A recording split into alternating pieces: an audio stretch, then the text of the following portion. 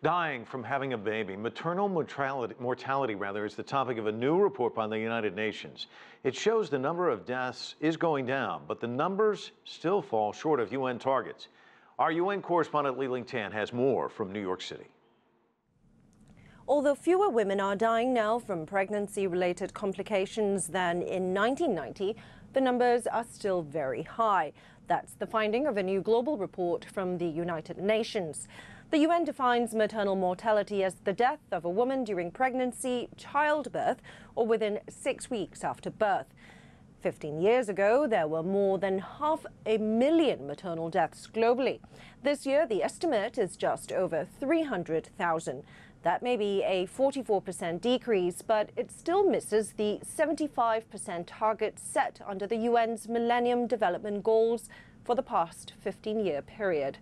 The UN Population Fund says it is less about cost than a lack of commitment.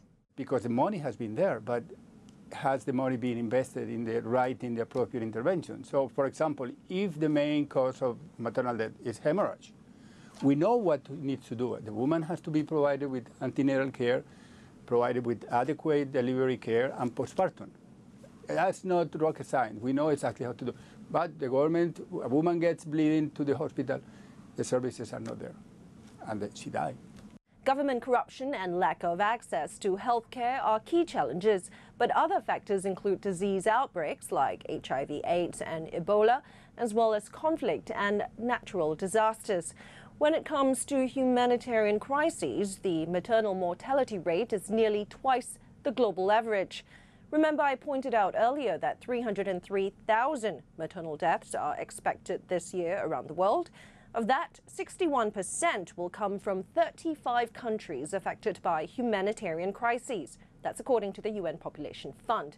That is 185,000 women dying from being pregnant or giving birth, most of them in sub-Saharan Africa. To keep the issue in focus, the United Nations has renewed its target over the next 15 years. Today, there are 216 deaths per 100,000 live births.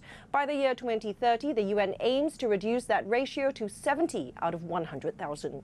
Lee Ling Tan, CCTV, New York.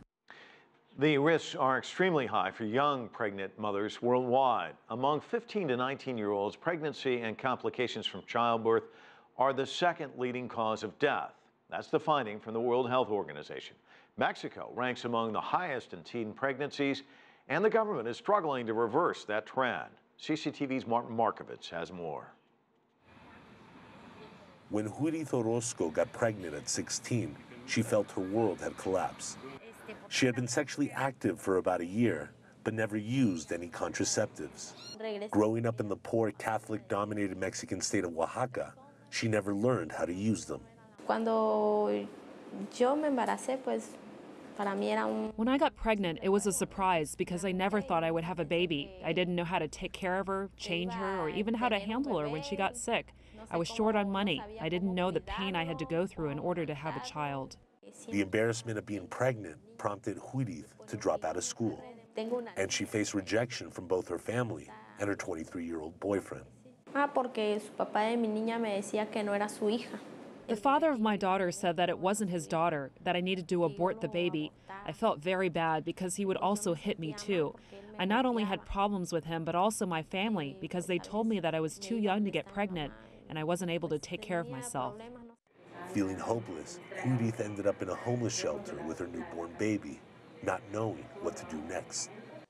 Judith's luck turned when a local women's organization called CAMI stepped in. They teach at-risk women sex education, job training, and protection against domestic abuse. This center has its work cut out for it, since Mexico now has one of the highest rates of underage pregnancies in the world. According to the latest government statistics, mothers under the age of 20 represent nearly 20% of all births in the country. Especially hard hit are the rural and indigenous communities in southern Mexico, where it is not unusual for girls as young as 12 to get married. To address the issue, Mexican President Enrique Peña Nieto announced a plan this year that includes greater access to sex education and birth control. But women's rights groups say it may not be enough to overcome societal pressures. The problem is that in practice, the health institutions keep on putting up barriers. There's a lot of stigma in seeking help from these services, especially from underage and adolescent girls. So the problem is not with what the government says. It is from the actual implementation of these services. Judith hopes to return to school and get her life back in order for her baby, but she still has reservations. I